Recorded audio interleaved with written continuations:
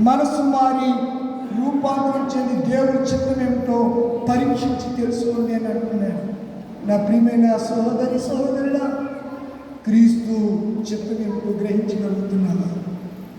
క్రీస్తు ఉద్దేశం ఏమిటో గ్రహించగలుగుతున్నావా?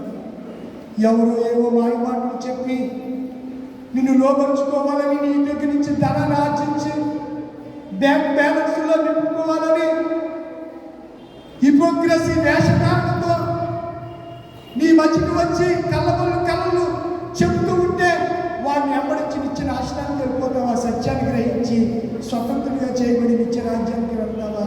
ఈ రూపాంతర ఆత్మర్థనన్నా ఒకసారి పరీక్షించుకుని పరిశీలన చేసుకుని ఒక బలమైన తీర్మానం నీ జీవితంలో కలిగి ఉంటే అట్టి మారు మనసు, నూతన మనసు కలిగినటువంటి ఆ రూపాన్ని దేవుడు నీకు ఇవ్వబోతూ ఉండగా ఆ రూపాన్ని స్వతంత్రించుకుని దేవుని బిడ్డగా కొనసాగడానికి దేవుడు కృపను అనుగ్రహించును గాక.